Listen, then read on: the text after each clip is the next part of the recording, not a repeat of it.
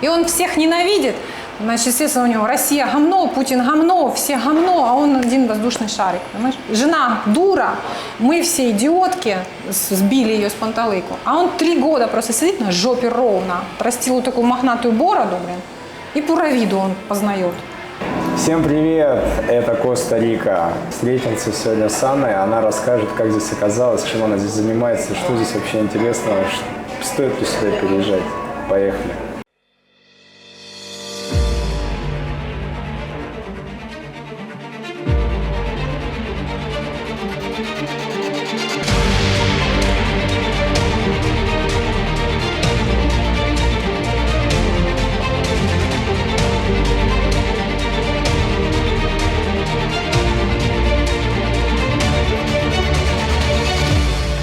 Анна, расскажи, пожалуйста, как тебя сюда занесло? Судьба горемычная. Занес меня сюда мой бывший муж, возжелав жить в вечном лете, в раю, желательно ничего не делать, смотреть на океан, любоваться цветочками и колибри, ну, иметь какой-то пассивный доход и бизнес и наслаждаться жизнью. Картинка заманчивая, кто бы не поехал. Да? Ну вот я и поехала. Оказалось, все не так. Все не так. Совершенно. А что не так? Да все не так. Не бывает рая на земле. Везде нужно Впахивать. Да. Долго и упорно. Если ты хочешь чего-то получить. Хорошо. Сколько на сегодняшний день ты находишься здесь? В январе следующего года будет 12 лет, как я здесь живу. Тяжело было легализоваться? Нет, легализоваться было не тяжело, потому что здесь родилась моя младшая дочка. Поэтому по праву рождения здесь ребенка родители получают постоянный вид на жительство. Через какой срок они получают? Это зависит все от работы миграциона по закону, после подачи документов. Вот ребенок родился, свидетельство о рождении родители получили, предоставляют все в миграцион. И по закону 3-4 месяца идет рассмотрение. По факту это рассмотрение длится год, а может и 1,5. В моем случае это было 1,5 года. Потом я получила резиденцию, ну и вот так я с ней и живу. Хорошо. И чем ты сейчас здесь занимаешься? Ну, у меня несколько направлений. Значит, сейчас, в данный момент, мы открываем ресторан русской кухни, потому что уже на протяжении 8 лет я занимаюсь, ну, скажем, это не ресторанный бизнес, да, это, ну, просто вот общепит, скажем так, да. То есть мы открыли небольшое кафе, передвижное фудтрак, с русской едой, в частности, это блины, русские блины, да. Вот, была такая придумка. И сейчас она развивается и продолжает. Вот сейчас мы будем уже открывать именно ресторан стационарный с русской кухней. А помимо этого, по профессии я художник, педагог-художник. Соответственно, я еще занимаюсь живописью, пишу картины на заказ, делаю разные проекты художественные и преподаю. И вот мы, кстати, вот сидим, и здесь вот это я вот оформляла это кафе. Это кафе моей, в том числе моей ученицы, она брала у меня уроки живописи, когда-то занималась. Они тоже иммигранты, ее муж аргентинец, вот они держат эту пиццерию здесь. Ну, а его жена Андреа, она для удовольствия занималась со мной живописью. А теперь вот мы сидим в этом. Да, мы сидим в их пиццерии. Вот буквально там пару месяцев назад она меня попросила помочь ей с оформлением этого зальчика. Ну вот, это ее идея, как бы, да, то есть мое только исполнение. Ну вот так. Вот основная вот такая вот деятельность, которой, скажем, я зарабатываю на жизнь, это вот искусство. Откуда идея родилась у тебя, вот создание своего кафе быстрого приготовления? Да, все очень просто. С подругой сидели и размышляли о том же, как нам содержать свои семьи и своих детей кормить. Так получилось, что на тот момент у обоих мужья уже не очень были в состоянии с этим справляться. Ну и мы как-то придумывали, чтобы не только себе там на заколки, а на существование своей семьи зарабатывать. И вот пришла такая мысль о том, что что мы можем сделать, две женщины русские? Что мы можем? Ну, сначала, кстати, сначала была, кстати, первая идея была открыть детский садик здесь, да, так как я педагог. И здесь очень много детишек вообще, и все, что связано с детьми, здесь на самом деле достаточно популярно, и с точки зрения бизнес-идей рентабельно, да, вот на детей они не скупятся. И на тот момент я жила в городе Санта-Ана, город в честь меня практически, вот, значит, и снимали мы дом, который очень удачно располагался в центре города, но при этом в тихой зоне, да, значит, и вот мы так нашим умом русским предположили, что для садика это будет максимально удобно и комфортно, и зелено, и близко.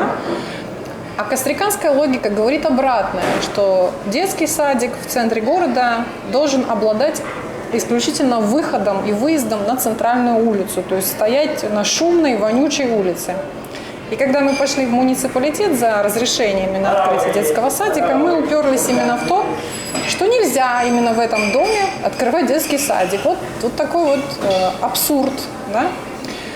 Арендовать помещение, которое бы соответствовало вот этому закону, ну, это уже были совершенно другие деньги, другая рентабельность, ну и вообще не так много таких помещений оказалось. И мы отбросили идею с детским садиком, стали думать дальше о том, что же мы еще можем здесь делать, обладая при этом вот там такими-то, такими-то навыками, да, но при этом имея малолетних детей, некие ограничения физические, материальные там, и разные, да. Потому что мы не можем полноценно работать, когда у тебя двое детей, ты их то в садик, то в школу, то они заболели, то сопли, да, то есть, в общем, это своеобразные такие минусы, да, не свобода, не как у мужчин. Вы можете работать 12 часов в день и не думать, а мы не можем, мы должны работать между своей семьей, да, своими детьми. И у нас были друзья, они сейчас наши друзья, разумеется. Это женщина тоже наша русская иммигрантка из Москвы, пианистка, кстати. А ее муж сальвадорец. И они здесь уже, наверное, лет 30, если не 35. Они занимаются тем, что они готовят сальвадорские лепешки, называются пупусы. И вот они этим занимаются уже там, на протяжении 20 лет. Это их семейный бизнес, в нем работают и их дети, их сыновья, и они, и у них там и были и рестораны, и кафе. Но самое основное, это они работают на овощных ярмарках выходного дня. Вот готовят такую быструю лепешечку прямо на месте, и вот это пользуется большой популярностью. И вот, будучи у них дома, там, на обеде мы рассуждали, что же, как, где могут себя женщины наши здесь русские проявлять. И вот Луис говорит: девчонки, а почему бы вам не предложить Коста-Рике русские пироги там, или русскую еду, да? Ну вот, сели мы, подумали и решили, а почему бы действительно не попробовать, да? При этом еще одна наша приятельница побывала на фестивале музыкальном, и там они готовили как раз таки блины. Только единственное, что они это позиционировали как крепасы французские. Вот, все знают в мире крепасы, да, но мало кто знает блины. Русские блины. Да, и вот у меня так что-то зацепило, я говорю, а почему мы не научим весь мир есть наши блинчики? И вот так возник блинчик Русо.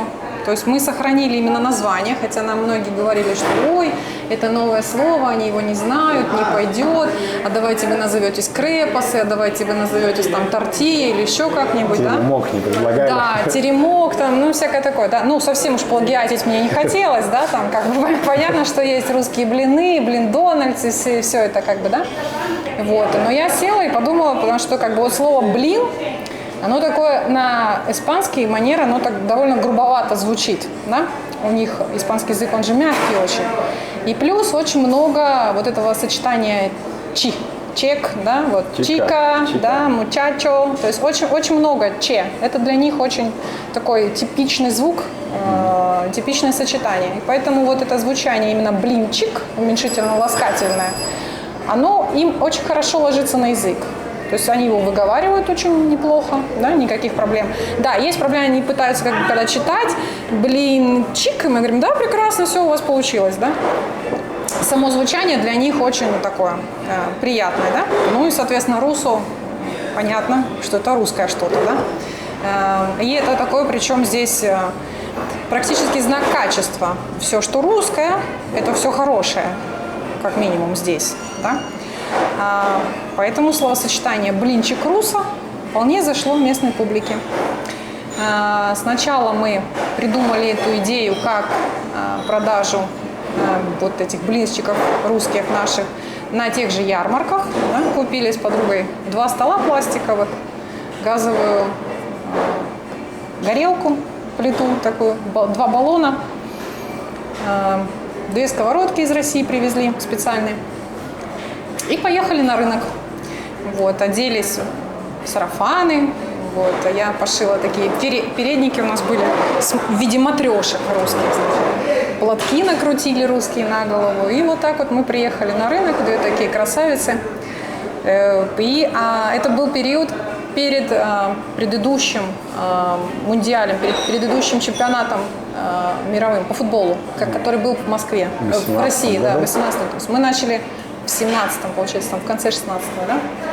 Но так как здесь футбольная страна, они все были в большом таком ажиотаже, связанном с Россией. Вот все, что было связано с Россией, тогда было просто жутко им интересно. Да? Поэтому, когда на рынке, обыкновенном рынке, колхозном рынке, появляются 2 русские женщины в красивых платьях с красивыми русскими платками и пекут какую-то русскую еду, это вызвало большой интерес.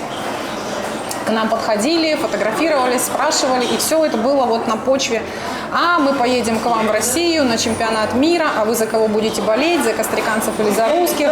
Мы, естественно, говорили: за наших, конечно же, а как же, да?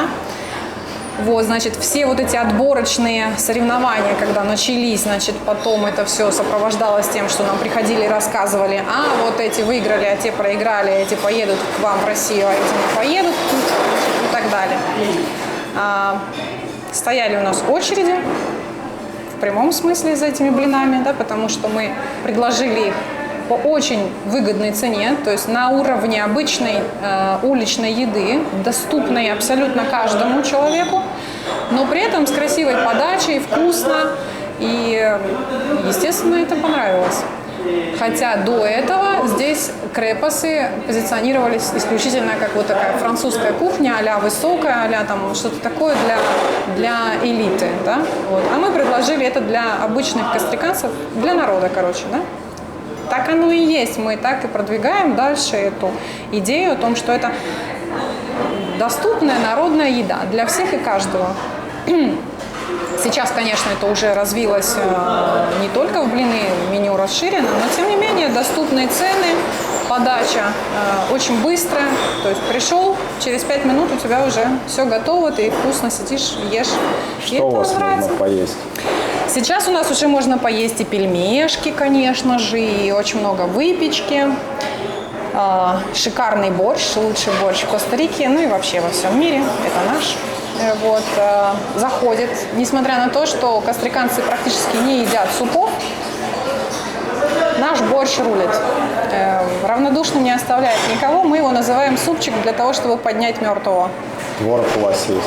Творожок готовим, да, творог я готовлю сама. Это было одно из первых, что я здесь стала готовить сама, приехав вот 12 лет назад почти, да, так как я привыкла к молочной продукции, здесь его просто нет, да. Ну, сейчас уже стал появляться, но это так называемый сыр рикотта, то есть это не совсем творог такой, как у нас. Он есть соленоватый, есть более сухой, наоборот, мелкий, то есть это как бы творожный продукт, что-то похожее, но это не творог. И уж тем более не из цельного молока сделанный, да. Я категорически противник обезжиренных молочных продуктов, поэтому первое, что я нашла в ближайшей деревне, владелицу коровы, и купила у нее обычного молока, цельного, сквасила и сварила творог. Просто для себя, потому что я без него не могу. И мои дети тоже привыкли к нему. Как оказалось, это стало востребовано для наших иммигрантов здесь. То есть люди, которые здесь жили и соскучились, уже тоже стали заказывать. Ну а уж блюда из творога, вот сейчас у нас, например, сырники, которые мы делаем, да, это просто бомба. Они не оставляют равнодушного тоже никого. Местная публика просто на ура это все сгребает, им это очень нравится. Даже слово «сырники», несмотря на то, что звук «ы» очень трудно произносится, они говорят «сирники» или «сирники», ну, в общем, как получится. Очень им нравится. И это вот одно из таких самых тоже популярных блюд в нашем Доставку кафе. на дом делаете? Практически нет, потому что, во-первых, у нас невысокий ценник, и доставка иногда бывает дороже, чем стоимость блюда. Да? Мы представлены на платформе, есть такая здесь платформа, Pedidos Ja называется, но они делают доставку в районе 5 километров от места. Да, вот. Поэтому да, у нас прилетают заказы, кто-то заказывает, вплоть до того, что у нас есть такой клиент, который заказывает в 7:30 вечера яичницу. Вот, и мы ему отправляем яичницу. Ну, нравится человеку наша яичница. Это вот одно из блюд, которое в том числе можно у нас попробовать. Да, называется она у нас глазунья по-крымски. Рецепт моего отца. С ветчиной, с перчиком, с помидорками, с зеленью. Очень вкусно. Местные просто в восторге. Есть люди, которые приезжают каждое утро практически за яишенкой. Не знаю, сами, видимо, дома не могут готовить. Кто хочет вкусно поесть по-русски в Коста-Рике, обращайтесь, ссылки в описании. Да, это к нам, это к нам. Мы накормим только у нас. Мы вас отпельменим, отблиним и накомпотим. Главное, вопрос. Традиционная кухня Коста-Рики, что это? На мой взгляд, это очень все примитивно и скудно. Не в обиду любителям костариканской кухни, я до сих пор к ней не особо отношусь хорошо. Самое основное, что они едят каждый день, это рис. Рис с бобами, рис с фасолью. Да? Это называется гайя пинто. Это то блюдо, которое, ну, действительно, редкий случай, когда костариканец его не поел. Они считают, что они не наедаются, если они не едят рис. Бывает такое, что к нам приходят и спрашивают, а какую вы еду готовите? Мы говорим, вот такую, вот такую, вот такую. И они спрашивают, а где еда? Что риса нет? Я говорю, нет, риса нет, идите в соседнюю соду, и там будете свой рис есть. А у нас риса нет. Но сейчас, когда мы откроем уже в виде ресторана, мы предложим плов, потому что когда-то у меня уже был ресторан, и плов мы готовили, да, и это однозначно им понравится, потому что это совершенно не так все примитивно, как рис с бобами. Наш плов это очень вкусно. Ну, посмотрим, как пойдет, в общем-то. Какое вообще отношение между иностранцами и костариканцами? Как они к ним относятся? Да по-разному относятся. Есть такое, как бы, некие традиционные такое отношение, да, к американцам. Они их называют гринго, да? И оно двоякое. С одной стороны, они вроде бы им очень здорово подражают, то есть как бы такой большой брат, хозяин, по сути дела, страны, который привносит, ну, сюда как бы и деньги, и некую цивилизацию, да. С другой стороны, для гринго все будет дороже. Где-то подшельмовать и обмануть гринго — это прям практически свято, да. И если, например, что-то покупаешь где-то в туристической зоне, и ты говоришь на английском, значит, ты заплатишь дороже. Стоит тебе сказать волшебную фразу «soy no gringo, soy ruso», ну, ты получишь нормальную цену, нормальные отношения и вообще практически дружбу навек, да? Поэтому, ну, какое отношение? Что это, негативное или позитивное отношение? Я не знаю. Вот. Скорее, мне такое, как бы, кажется, как это как моська, которая гавкает на слона, да? Ну, вот, ну, наверное, она сильна. К другим иностранцам у них интерес большой, потому что они понимают, что, например, представители там каких-то европейских стран, там те же испанцы, те же там, не знаю, португальцы, французы, да, они привносят в Коста-Рику и культуру, и образование, и какие-то инновации там, и так далее, да. К русским 100% позитивное отношение, оно сформировалось давно, и оно так и держится, слава богу, и мы его здесь будем, насколько нам позволяют силы, поддерживать максимально, да, чтобы все, что было связано с русскими, все было хорошо, да, как знак качества.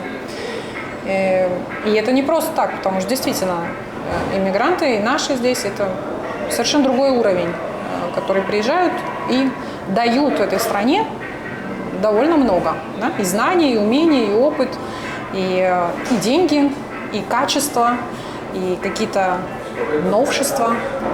Про культуру и образование. Образование в школах, насколько оно высокого качества? Мое убеждение, что оно крайне низкого качества. В сравнении, с чем сравнивать, опять же, да? В сравнении со среднестатистическим российским образованием, в сравнении с европейским образованием, с образованием в Штатах, ну, возможно, что-то похожее, если мы берем обыкновенные государственные школы. Да? Частный сектор – это совершенно другая история, и там сильно все зависит от уровня самой школы. Да? Действительно, здесь есть хорошие школы высокого уровня, но и стоимость образования у них будет весьма высокой, и не такой большой процент населения может себе это позволить. А в государственных школах, ну, на мой взгляд, печально все. А чего там не хватает? Да всего. Ну, к примеру. Хорошо, например, нет такого предмета, как литература, оно отсутствует вообще. То есть дети не читают книг от слова совсем. И то, что как бы подается как чтение, это ни в какие ворота не лезет. Да? То есть если в среднестатистической российской школе, даже в небольшом городке, ну, у нас все-таки программа-то единая, да? Детям элементарно на каникулы, но мы все помним, да, задавался стопочка книг, да? Происходило изучение, происходило обсуждение, там какие-то мы писали сочинения, эссе на эту тему. Как-то тебя учили мыслить, формировать свою мысль, суждение какое-то, мнение какое-то, да? Ну, понятно, что есть шаблонные, там, как правильно оценивать персонажа литературного, но, тем не менее, там уже зависит от учителя. Но сам принцип того, что этому нужно обучать ребенка, ему нужно учить его, в том числе читать литературу и интересоваться этим. Да? Здесь этого нет вообще. Точные науки очень слабые, очень. Ну, на таком. Физика, химия, есть такие? Они есть, да, они есть. Они идут уже дальше, уже начиная там с 7 класса в коллегию, да, потому что до 7 класса это как бы школа. Дети учатся вот до 6 класса в одном здании, это помещение отдельное, все, да, то есть там с садика и до 7 класса. И вот там будет у вас не физика, и не химия, не биология, а там будет такой предмет, как сиенция, да, то есть вот некие науки. Вот некие науки, вот поверхностно, оттуда, отсюда, везде, да. И только после уже 7 класса, ну, там уже начинаются какие-то различия, да. Тем не менее, если сравнивать программу, например, 9-10 класса средней образовательной школы города Ярославля, к примеру, да, тем не менее стандарты одинаковые, то это сильно более высокий уровень, более глубокое изучение предмета, чем здесь. Да? Вот здесь это все упрощено, как бы укорочено и усреднено. Да? Вот. А потом, к примеру, здесь нет в государственных школах учебников. Их не используют просто. Нет такой техники, как у ребенка есть некий учебник, некая информация, и он ее читает, анализирует, там что-то выписывает, делает какие-то упражнения, и все время может вернуться к предыдущей информации. И, допустим, если он пропустил занятие, то он может открыть параграф, как мы это делали в детстве, в своем, вспомни, да, школьное. Задается параграф, там, 16, прочитать, изложить, сделать какое-то упражнение. Тебя учили работать с информацией, с книгой, да? Там есть какие-то определения, которые тебе нужно там их выучить или как-то, да? И ты можешь отследить начало этого учебного какого-то там плана и до конца года. Ты сам можешь взять этот учебник, пролистать и понять цепь тем, как они между собой связаны, почему одна идет за другой, как ты можешь вернуться, если ты что-то пропустил. А здесь этого нет. Здесь в школах государственных учителя, каждый во что горазд, используют распечатки, черно-белые копии с неких учебников. Вот есть там 2 или 3 стандарта государством зафиксированы. Они продаются в магазинах, их можно купить. Они стоят вообще-то немало очень, но они не как учебники. Это скорее рабочая тетрадь, где ты же и пишешь там и так далее. Так вот, в связи с тем, что большая масса населения не может позволить себе купить эти учебники каждый год, допустим, там 5 учебников, каждый из них стоит примерно $20-25, да? То есть, ну, представь, семья малоимущая, много детков, всем надо на год купить эти учебники. И это не учебники, как у нас были, которые ты получаешь на год, и там только информация, ты прочитал, сдал в библиотеку. Здесь этой системы нет, в принципе. Здесь этот учебник, если ты его уже там пописал, все, он уже как бы на следующий год ребенку следующему не пригодится, да? То есть это как рабочая тетрадь, скажем, да? Брошюра такая. Поэтому они пришли к выводу, видимо, что не надо их использовать. Да? Учительница, вот на мой вопрос, когда я говорю, давайте я куплю своим детям учебники, скажите мне, пожалуйста, какие учебники вы используете, да? Ну, чтобы мои дети, например, не распечатки приносили в тетрадках вклеенные, на которых толком ничего нельзя разобрать, потому что там все это мелким очень текстом, они же начинают экономить и распечатывать большой текст на маленьком вот таком вот клочочке, да, и там надо еще очень сильно напрячься, чтобы понять, что там вообще написано-то, да, а тем более ребенку, ну, это нереально, просто нереально. То есть они их просто так наклеивают в тетрадь и забывают про это, и все, это не учеба. Или там с доски они переписывают, учительница там какой-то термин пишет на доске своим корявым почерком. И вот дети, кто успел, записал, кто не успел, ну извините, там, как они дописывают это дома, да как попало. Ну вот такой вот будет уровень. На мой вопрос, давайте я куплю своим детям учебники, учительница мне говорит, мы не можем, нам запрещено обязывать родителей покупать учебники. Мы не используем какой-то один учебник. Мы вот сегодня я оттуда скопировала, послезавтра я оттуда скопировала. И я как мама, и при этом педагог по образованию, я не могу проследить даже, почему она начала вот с этой темы и куда она ведет. Я не вижу этого. Я вижу только вклейки, которые передаются в тетради у ребенка. И если, например, мой ребенок заболел, до свидания. Я этих вклеек не увижу. Ну, может быть, она их передаст, когда ребенок попросит. Или я должна звонить другим мамочкам, чтобы они прислали там распечатки в чат, фотографии, и моя дочка там переписывала это все. Вот такой уровень образования. Какое отношение местных детей, школьников, к иностранным детям в школе? Да нормально такой же. Ну, у кого-то интерес дурацкий. Да? Ты не такой, как я, опа. Вот. Но в общем и в целом они позитивные по жизни своей. Так, они не агрессивные, да, люди. Поэтому как бы интерес есть, они его выражают по-разному и довольно ярко. Ну, например, у меня дочка белокожая и блондинка, да. Интерес к ней выражался в том, что ее постоянно трогали за волосы, какие у тебя волосы, щупали, да, и твою кожу потрогать, да. Несмотря на то, что Коста-Рика одна из самых белых стран, да, но моя дочка еще белее, да. Вот такой интерес. Но это было там в начальной школе, когда дети совсем еще вот не в меняшке, да, они не понимают личных границ, да. Ну, моя дочка так аккуратно ставила их на место.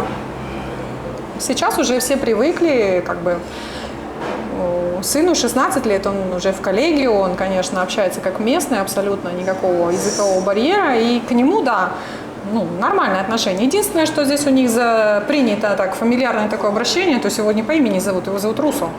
Русо? Да, все, они здесь Чино, Мехикано, все это нормально у них, да, все, это не считается обзывательством, никакого как бы контекста негативного они в это не вкладывают, да, подтекста. Ну, вот так как-то. Вы за границей, вдали от дома и нуждаетесь в медицинской помощи? Доверьтесь компании «Росмедицина», вашему надежному партнеру в области здравоохранения. Мы специализируемся на предоставлении экстренной медицинской помощи и лечения за рубежом для русскоязычных граждан. Наши главные приоритеты – здоровье и благополучие наших пациентов. Мы сотрудничаем с лучшими международными госпиталями и службами экстренной помощи, известными своим высоким уровнем медицинской экспертизы и современным оборудованием. Наши услуги включают экстренную госпитализацию и медицинскую эвакуацию, медицинский туризм, а также роды за границей с возможностью оформления второго гражданства для детей. 5 причин, почему стоит выбрать компанию «Росмедицина». Первое. Лицензированная клиника с более чем 10-летним опытом работы. Второе. Встречи или проводы в аэропорт на автомобиле реанимации. Третье. Сопровождение психологом, владеющим 3 языками. Английский, русский, испанский. Четвертое. Опытные травматологи-хирурги с опытом реконструктивных операций. Пятое. Возможность получения финансовых бонусов, компенсация расходов и скидки на авиаперелеты. Если вы нуждаетесь в медицинской помощи за границей, доверьтесь компании «Росмедицина». Медицинские специалисты сделают все, чтобы обеспечить вам максимальное спокойствие и уверенность в лечении. Подробная информация в описании под этим видео. Как здесь вообще с преступностью? Прекрасно все, цветет буйным. Цветет и пахнет? Ну, конечно, а как же?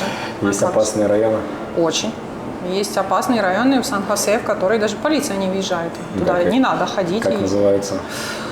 Это в районе Павоса есть такое место, Нижний Павос. То есть такой совсем маргинальный район, туда таксисты не въезжают, туда полиция не доезжает. Ну, то есть если ты там живешь, ты свой, ну, хорошо, прекрасно, иди, ходи, там, гуляй, да. Если ты чужак, ну, значит, тебя там встретят.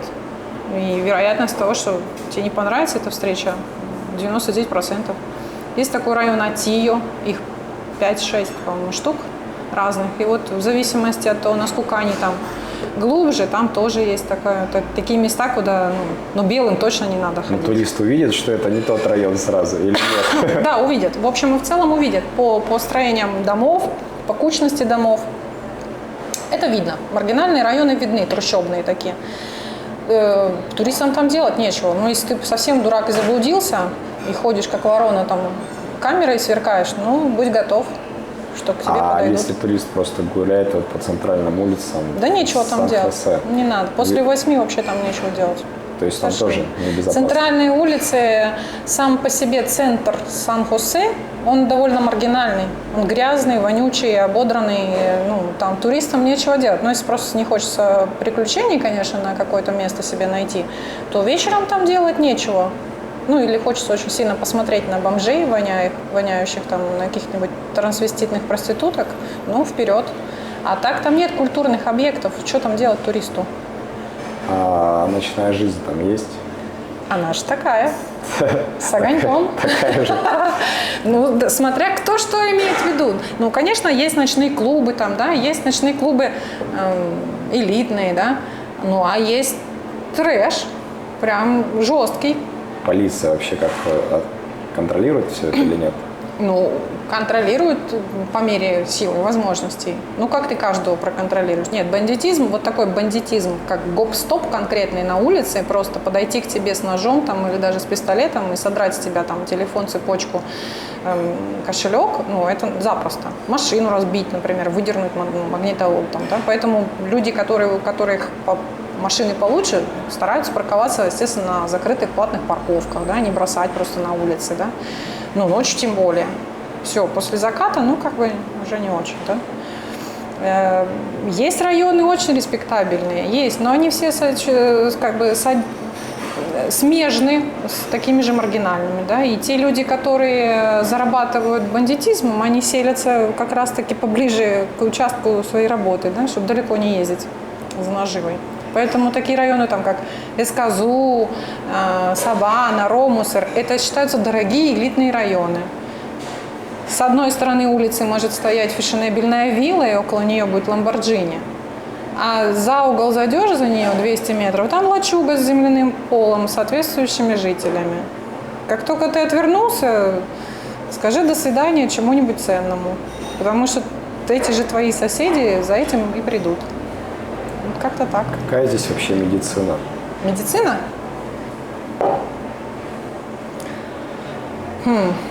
Ну, с одной стороны, это все тоже неоднозначно, потому что, с одной стороны, она неплохого уровня, то есть медицинская помощь вполне адекватна. Она бесплатна для всех или нет? Нет, конечно же нет. Более того, вот эта бесплатная медицина, которая называется медициной по КАХе, Каха Сегуро Социаль, да, то есть вот то, что по страховке, то, что обязаны платить все жители страны и резиденты. Все, да, особенно резиденты. Мы не можем соскочить с оплаты этой медицинской страховки государственной. Жители платят в зависимости от того, если он работает, за него платит работодатель. Так же, как у нас в России там полис, да, медицинского страха. Если он безработный, значит, либо, например, это домохозяйка, да, а у нее муж работает, значит, работодатель мужа платит страховку, которая покрывает нужды медицинские и мужа, и этой домохозяйки, и там их детишек, да, то есть вот таким образом. Если совсем граждане оказываются в какой-то сложной ситуации, что они и не работают, и никак, то да, они, ну, как бы не платят, да, но имеют возможность воспользоваться страховкой. Но, как правило, это все не бесплатно, ничего бесплатного не бывает, за это кто-то платит. вот за них платят резиденты, которые не могут не платить, иначе они лишатся резиденции. Да? А вот мне, туристу, я оказался в Коста-Рике, мне медицинскую помощь Если предоставят? ты оказался в экстренной ситуации смертельной, тебе окажут медицинскую помощь, да, и тебе не выставят счет на выходе из госпиталя. Ну, скажем, могут попытаться, но если ты скажешь, извините, у меня нет денег, нет. то тебя отпустят, никакого долга за тобой там не будет, никаких последствий, там, как в Штатах, например, в виде там, долга, там, не въезда в страну, такого здесь нет, да. Ну, просто к тебе будет и отношение соответствующее. Вообще медицина государственная и вот эта сама каха, она здесь заколлапсирована. Там полный ахтунг, коллапс. И чтобы получить эту бесплатную медицинскую помощь, ну, нужно как бы иметь хорошее здоровье. То есть, если ты приезжаешь с несчастным случаем в эмергенцию, то будь готов к тому, что к тебе не бросятся с распростертыми объятиями, будешь лежать несколько часов в приемничке вместе с бомжами и всякими маргиналами. Если будет время, место на отделении, может быть, тебя поднимут, может быть, тебе там, ну, не дадут умереть, да, вот. Но, скажем так, если у тебя что-то случилось, и ты просто хочешь попасть к врачу, особенно к узкому специалисту, пройти там какое-то обследование, да, то ты можешь это делать годами просто, ждать эту очередь. Очередь. Да, очень все долго. И чтобы вот, ну, например, вот я как частный предприниматель, я, разумеется, плачу эту страховку, я не могу не платить, да. Воспользоваться этой медициной, да, вот пойти, например, там, к какому-то, ну, не знаю, там, пойти глаза проверить, вот, предположим, у меня понизилось зрение, я хочу просто попасть к окулисту и проверить зрение, да. Значит, работает это таким образом. Сначала я должна записаться к терапевту, это еще отдельный квест, потому что это либо живая очередь в 5 утра около поликлиники, да, и там номерочек этот достанет, либо там интернет, но там тоже своеобразно, да. Вот если мне посчастливилось, я все-таки поймала этот номерочек к терапевту, я прихожу к терапевту, и сначала этот терапевт попробует вылечить мои глаза. Вот если он уже увидит, что, ну да, что-то как-то без окулиста он не справляется, он меня направит в госпиталь. То есть в поликлиниках местных нет узких специалистов, там сидит только терапевт, ну как бы общий практик, да, общий врач, гинеколог и там и дентист, все, да, и лаборатория, вот и вся поликлиника. Любой специалист, который тебе нужен, он находится уже в госпитале. Госпиталей не так много. Они переполнены, они перегружены. Вот эти узкие специалисты здесь просто перегружены. Не так давно была у них забастовка, они там требовали увеличения зарплат, потому что у них просто перегруз. Да? И государство не справляется с оплатой, то есть их не хватает, этих узких специалистов, на контингент страны. Да? Соответственно, вот меня направят к этому узкому специалисту, и мне запись могут дать на следующий год, могут на 2 года, а можно вообще там. То есть вплоть до того, что даже если у тебя серьезные проблемы, там кардиология, онкология, ну будешь эту очередь ждать месяцами. Хорошо, попал ты к этому специалисту, и там начинается свой там квест, да, потому что если тебе нужна госпитализация, это отдельный квест, если тебе нужны пилюльки просто, ну, значит, будешь получать их бесплатные, это все будут дженерики, которые, ну, как словно припарок, да, то есть если действительно возникла проблема со здоровьем, и надо ее быстро решить, открывай кошелек, ничего бесплатного здесь нет. Но ты какую медицину используешь? Частную? Частную, конечно. Страховку? Страховку я использую только в случае, если мне не срочно нужно сдать какой-нибудь анализ. Вот буквально не так давно это произошло. Вот я, причем мне доктор, частный доктор, назначил анализ и говорит, ну вы же можете по страховке? Я говорю, да, могу. Ну, сходите. Вот я записалась, и 2 недели я ждала только для того, чтобы пойти сдать этот анализ. Вот сейчас жду результат. То есть по страховке тоже долго ждешь? Да, здесь все долго. Все долго. Абсолютно. Вот. Да, могу. Но это будет просто вот время. Частная медицина стоит этих денег, как ты считаешь? Ну, смотря к какому доктору ты попадешь, конечно. Да, тут уже ты будешь озадачишься рекомендациями, поиском, да, доктора, которого, ну, где ты заплатишь, но ты как бы будешь уверен. Так как здесь существует медицинский туризм, в том числе из Штатов, технически квалификация врачей вполне адекватна, да, вполне. То есть много частных клиник, больших клиник, госпиталей частных, да, где ты получишь, ну, вполне адекватную помощь, ну, просто за энное количество денег, да, вот. И сложность проблемы будет повышать количество этих денег, да. Какие твои плюсы и минусы Коста-Рики? Из плюсов, из очевидных плюсов это климат. Здесь просто прекрасный климат. 11 климатических зон, и человек может выбрать на свой вкус, что ему нравится. Да? Ну, в общем и в целом, климат, я считаю, идеальный вообще по всей стране, то есть он такой очень умеренный, да, то есть и нет безумной жары, и нет безумных там дождей каких-то сумасшедших, как в Азии, то есть действительно комфортно физиологически, да? И второй плюс – это более спокойная, тихая, расслабленная жизнь, да? Спокойное течение жизни. Та самая Пура-Вида, про которую люди говорят как самое позитивное – это вот удовольствие, релакс, такое отношение к жизни, такое легкое, расслабленное, все, кайф, чистая жизнь, да. И точно так же Пура-Виду имеют в виду, когда говорят о том, что это все полный пофигизм, абсолютнейшее отсутствие качества, абсолютнейшее отсутствие какого-то стремления, каких-то амбиций, поэтому, соответственно, все ниже плинтуса, да. И вот единственное, как бы, адекватное, это где-то какая-то серединка в этой Пура-Виде, когда ты и не торопишься, и не спешишь, и не безумно загоняешься там с работой, с какой-то там карьерой, с достижением величайших высот, да, но в то же время и не совсем скатываешься в абсолютнейшую Пура-Виду, когда вообще все, ничего не надо, все пофигу, и все, сижу и в носу ковыряюсь, смотря на звезды или океан. Вот если это как бы удается, выбрать себе климатическую зону правильную, комфортную для твоего тела, и найти вот эту середину, баланс жизни такой спокойной, действительно спокойной, то это вот, да, два плюса классных, которые определяют.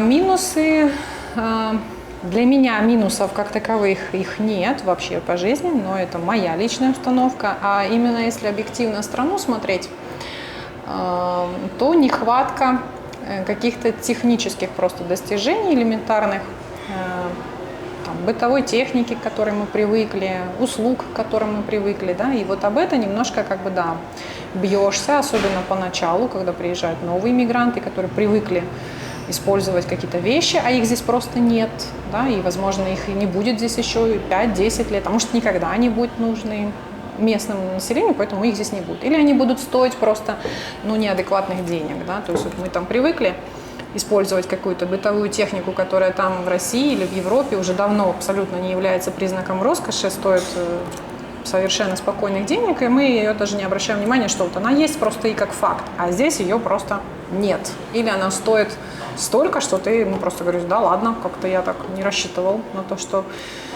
плита или там стиральная машина будет стоить как крыло самолета. Это же утилитарная вещь. А здесь нет, это признак как бы уже почти роскоши. Местная валюта стабильна? Слушай, не знаю, честно говоря, она же очень сильно зависит от доллара, да, и вот эти скачки здесь были, да, уже на моей памяти было несколько скачков, то падение, то повышение, вот буквально недавно было падение опять доллара, да, то есть он как-то там подрос. Я это сильно не ощущаю, потому что моя работа связана с местной валютой и с местным рынком. Люди, которые зарабатывают либо в рублях, либо в долларах в Штатах, они, да, они чувствуют вот эти колебания, то плюс, то минус, как бы, по их мнению, нехорошо. Твои рекомендации людям, которые хотят приехать в Коста-Рику? Очень хорошо подумать, 10 раз прям подумать. Нужен вообще испанский язык? Да, конечно, нужен. Нужно приехать сюда, просто, скажем так, рентабельнее будет потратить энное количество денег и времени на то, чтобы приехать и познакомиться с страной, да, вот посмотреть регионы, посмотреть тот же климат, попробовать, почувствовать его, да, на себе, ментальность людей узнать, просто вот подышать местным воздухом, посмотреть вообще, насколько тебе здесь будет комфортно, насколько ты себя здесь вообще найдешь. И только после этого делать вывод о иммиграции. И да, испанский нужен. Это иллюзия, что можно на одном английском проехать. Нет, нельзя. Ну, можно, но в узком коридоре. Это не будет комфортной жизнью, это не будет свободной жизнью, однозначно. Это будут рамки. А смысл? Скучаешь по России? Нет, не скучаю. Я не скучаю в принципе. В частности, по России, ну, это такое очень общее понятие, а у меня нет такого. Заключительный вопрос. Если бы ты знала все о Коста-Рике 10 лет назад, ты бы приехала в Коста-Рику? Если бы я прямо вот знала, через что я пройду и к чему это приведет, каким изменениям и трансформациям именно со мной связаны, да, я бы приехала, несмотря ни на что. Потому что важно не страна, в которую ты едешь, важно, к какому другому человеку ты идешь через иммиграцию, через изменения там какие-то, да, вот кто там скрывается за кучей убеждений, принципов, шор, иллюзий, стереотипов. Вот то, к кому я пришла, мне нравится, оно того стоило. Хорошо, вот такое интервью у нас получилось. Остались вопросы, пишите в комментарии. Всем спасибо, пока. Пока.